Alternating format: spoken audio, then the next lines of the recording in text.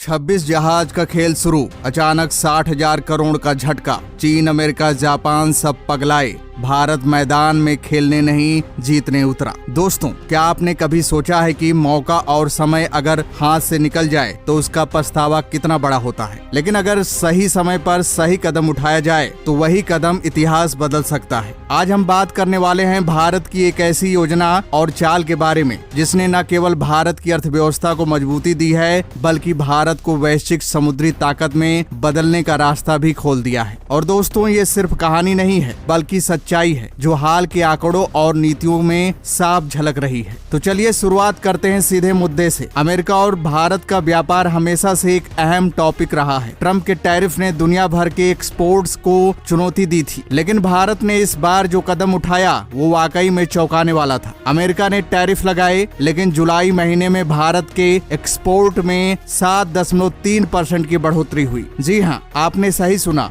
घटने की बजाय बढ़त। ये सिर्फ संयोग नहीं बल्कि तैयारी और सही रणनीति का नतीजा है। आपके मन में सवाल आ रहा होगा कि भारत ने ये कमाल कैसे कर दिखाया। क्या सिर्फ एक्सपोर्टरों को पैकेज देकर सब हो गया? नहीं दोस्तों, ये तो बस ट्रेलर था। असली खेल तो सरकार ने तब खेला जब उसने साफ समझ लिया कि अगर भारत ने समुद्र पर पकड़ नहीं बनाई तो आने वाले सालों में दुनिया की दौड़ में हमारी रफ्तार धीमी पड़ जाएगी। इसीलिए भारत ने मैरीटाइम सेक्टर में नए बड़े कदम उठाए हैं। दोस्तों, जरा सोचिए, आज भारत अपने ही जहाज और अपने ही पोर्ट्स को अपने कंट्रोल में लेने की तैयारी कर रहा है। इसी मकसद से सरकार ने मैरीटाइम डेवलपमेंट फंड के लिए सीधा 70,000 करोड़ रुपए झोंक दिए हैं। ये कोई छोटा मोटा निवेश नहीं है बल्कि साफ साफ ऐलान है कि अब भारत दुनिया की शिपिंग बिल्डिंग रैंकिंग में ऊपर चढ़कर अपनी जगह पक्की करने वाला है। अब जरा ध्यान दीजिए, अगर भारत ने 70,000 करोड़ पोर्ट बनाने, जहाज तैयार करने और रिपेयर हब्स खड़े करने में लगाता है तो नतीजा क्या होगा? इसका सीधा मतलब है कि भारत और ज्यादा सामान बनाएगा, तेजी से एक्सपोर्ट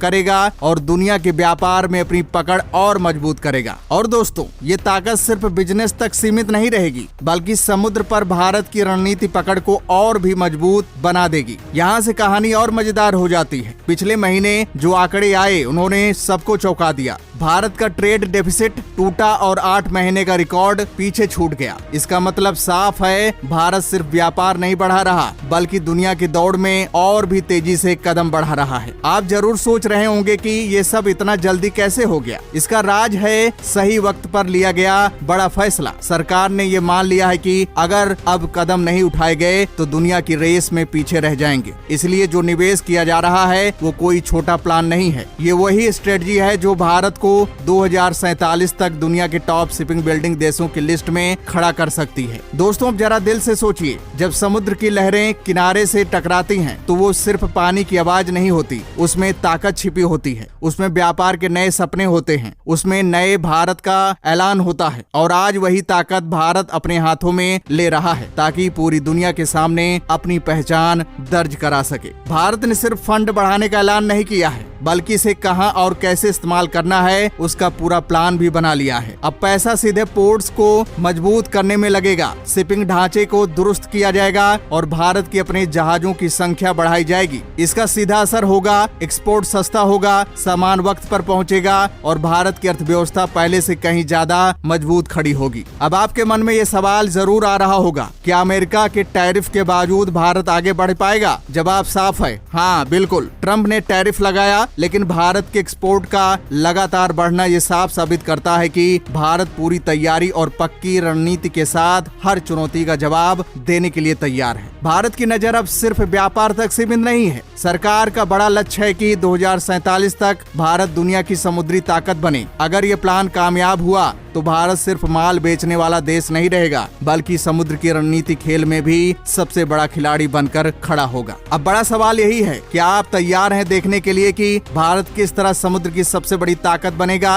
क्या आपको लगता है कि आने वाले वक्त में भारत दुनिया के टॉप 5 शिप बिल्डिंग देशों में जगह बना लेगा या फिर और बड़े कदम उठाने होंगे? तो दोस्तों, पूरी खबर क्या है जानेंगे इस वीडियो वीडियो में, लेकिन उससे पहले भारत की इस बढ़ती ताकत के लिए इस वीडियो को लाइक कीजिए और कमेंट बॉक्स में जय हिंद जरूर लिखिए। दोस्तों, भारत ने हाल के सालों में शिपिंग और शिपिंग बिल्डिंग के मैदान में अपनी पकड़ मजबूत करने के लिए सीधे और बड़े कदम उठाने शुरू कर दिए हैं। दुनिया के शिपिंग बाजार पर अभी चीन, कोरिया और जापान का दबदबा है। चीन के पास करीब 46%, कोरिया के पास 30% और जापान के पास 15% हिस्सेदारी है। यही वजह है कि ये देश शिपिंग बिल्डिंग की दौड़ में सबसे आगे माने जाते हैं। भारत की हिस्सेदारी अभी तक सिर्फ 1 से 2% के बीच रही है। साफ दिखता है कि तकनीक और पैसे की कमी की वजह से देश पिछड़ता गया। हमारे शिपयार्ड पुराने तरीकों पर अटके रहे, सस्ते कर्ज लंबे समय तक नहीं मिले, इसलिए आधुनिक जहाज बनाना मुश्किल हो गया। ऊपर से ड्राई डॉक्स और रिपेयर हब्स की कमी ने तो लॉजिस्टिक सपोर्ट को भी कमजोर कर दिया। भारत के पास लंबी कोस्ट लाइन है और ट्रेंड लोग भी हैं, लेकिन पॉलिसी और कैपिटल की कमी ने बड़े जहाज बनाने की रफ्तार धीमी कर दी। लंबे समय तक शिप बिल्डिंग को मैन्युफैक्चरिंग का अहम हिस्सा नहीं माना गया, इसलिए न सरकार से बड़े टैक्स बेनिफिट मिले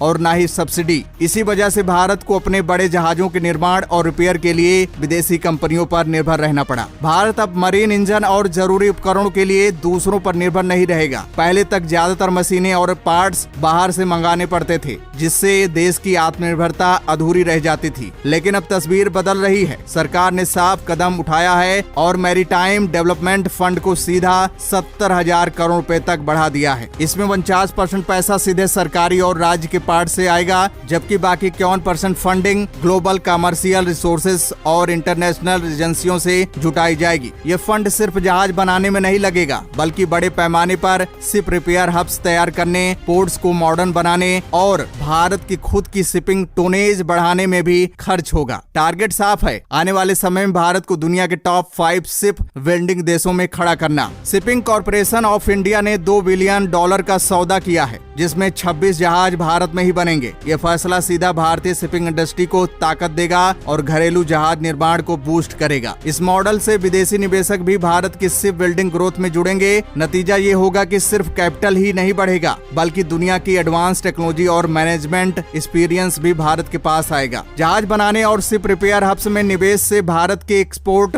समय पर पहुंचेंगे और ट्रांसपोर्ट का खर्चा घटेगा। इसका सीधा असर यह होगा कि भारत की पकड़ और मजबूत होगी और अमेरिकी टैरिफ जैसी दिक्कतें ज्यादा असर नहीं डाल पाएंगी। जुलाई में भारत का एक्सपोर्ट 20% बढ़ा है। ये साफ दिखाता है कि अमेरिका अब भी भारत के माल पर निर्भर है। भारत अपनी समुद्री ताकत इसलिए बढ़ा रहा है क्योंकि आने वाले वक्त में व्यापार हो या रक्षा, खेल समुद्र का ही होगा। हमारे पास करीब 7500 किलोमीटर लंबा समुद्री किनारा है और अगर इसका पूरा इस्तेमाल हो जाए तो भारत की ताकत कई गुना बढ़ जाएगी। पोर्ट्स को अपग्रेड करने से, लॉजिस्टिक सपोर्ट को मजबूत करने से और अपनी शिपिंग टोनेज बढ़ाने से भारत न सिर्फ आर्थिक रूप से आगे जाएगा, बल्कि सुरक्षा के मामले में भी दुनिया के सामने सीना तानकर खड़ा होगा। भारत अब अपने शिपयार्ड्स को नई तकनीक से लेस कर रहा है। पुराने सिस्टम और मशीनें हटाकर मॉडर्न टेक्नोलॉजी लगाई जा रही है, ताकि जहाज बनाने की रफ्तार और क्वालिटी दोनों बढ़े। इससे सिर्फ देश की जरूरतें पूरी नहीं होंगी, बल्कि भारत दुनिया के शिपिंग मार्केट में भी मजबूत खिलाड़ी बनेगा। साथ ही स्किल ट्रेनिंग और मैन पावर डेवलपमेंट पर फोकस किया जा रहा है, ताकि हमारे पास ऐसे एक्सपर्ट तैयार हों जो नौसैनिक और व्यापारिक दोनों सेक्टर में धाक जमा सकें। भारत अब अपने पोर्ट्स को नई जान दे रहा है। बड़े बड़े बंदरगाहों पर आधुनिक मशीनें और हाईटेक सिस्टम लगाए जा रहे हैं। इससे जहाजों की लोडिंग अनलोडिंग बिजली की रफ्तार से होगी और लॉजिस्टिक सपोर्ट पहले से कई गुना मजबूत बनेगा। इसका सीधा असर एक्सपोर्ट पर पड़ेगा, चाहे कपड़ा हो, मशीनरी हो या ऑटो पार्ट्स, सब दुनिया तक समय पर और कम लागत में पहुंचेगा। आने वाले समय में भारत मरीन इंजन और हाईटेक उपकरण भी खुद बनाएगा। अभी ये ज्यादातर विदेशों से आते हैं और इसी वजह से खर्चा बढ़ता है और निर्भरता भी बनी रहती है। लेकिन अब हालात बदल रहे हैं। भारत ने तय किया है कि इन मशीनों का निर्माण देश के अंदर ही होगा, ताकि पूरी शिपिंग और शिप बिल्डिंग इंडस्ट्री अपनी ताकत पर खड़ी हो सके। दोस्तों, भारत के शिपिंग मिशन में अब ग्लोबल इन्वेस्टर्स भी उतर रहे हैं। बड़े बड़े सोवरन फंड्स, मल्टीलेटरल एजेंसियां और इंटरनेशनल बैंक इस योजना में पैसा लगाएंगे। लेकिन ये सिर्फ पैसा ही नहीं लगाएंगे, बल्कि साथ में नई टेक्नोलॉजी और इंटरनेशनल एक्सपीरियंस और मैनेजमेंट स्किल्स भी लेकर आएंगे। इससे भारत की शिपिंग इंडस्ट्री को लंबी रेस की ताकत मिलेगी। दोस्तों, भारत ने साफ कर दिया है कि शिपिंग और शिपिंग बिल्डिंग सिर्फ बिजनेस नहीं बल्कि स्ट्रेटेजिक सेक्टर है। सरकार टैक्स छूट दे रही है, सब्सिडी ला रही है और लॉन्ग टर्म फाइनेंस का रास्ता खोल रही है। साथ ही मैन पावर ट्रेनिंग और नई टेक्नोलॉजी पर फोकस है ताकि भारत की उत्पादन क्षमता और ग्लोबल मार्केट में पकड़ दोनों तेजी से बढ़े। तमिलनाडु, गुजरात और महाराष्ट्र के शिपयार्ड्स में बड़े पैमाने पर निवेश हो रहा है। इससे रोजगार के मौके बढ़ेंगे, लोकल इकोनॉमी चलेगी, पोर्ट से जुड़ा लॉजिस्टिक नेटवर्क और मजबूत होगा। सीधे शब्दों में कहें तो इंडस्ट्री से लेकर सप्लाई चेन तक हर जगह फायदा मिलेगा। चुनौतियां भी हैं, लेकिन उनका हल भी तैयार है। टेक्निकल गैप नई मशीनों और ट्रेनिंग से पूरा किया जा रहा है। पूंजी और समय की कमी को MDF और पब्लिक प्राइवेट पार्टनरशिप से दूर किया जा रहा है। नतीजा ये है कि शिपयार्ड्स को मिल रहे हैं मॉडर्न इक्विपमेंट, स्किल्ड वर्कर्स और फाइनेंस की पावर। ये सब मिलकर सिर्फ इकोनॉमी को ही नहीं, भारत की स्ट्रेटेजिक पोजीशन को भी मजबूत करेगा। एक्सपोर्ट टाइम पर और कम कॉस्ट में होंगे और साथ ही भारत की समुद्री डिफेंस भी नई ऊंचाई पर पहुंचेगी। लक्ष्य साफ है, 2047 तक भारत को टॉप 5 शिप बिल्डिंग पावर बनाना। इसके लिए टेक्नोलॉजी, ह्यूमन रिसोर्सेज, कैपिटल और लॉजिस्टिक्स सबका एक इंटीग्रेशन। तो आप लोगों की क्या राय है? क्या 2047 तक भारत शिप बिल्डिंग में टॉप 5 पोजीशन पर पहुंच जाएगा या और कुछ ठोस कदम उठाने की जरूरत है? कमेंट बॉक्स में अपनी राय जरूर दें। जय हिंद, जय भारत।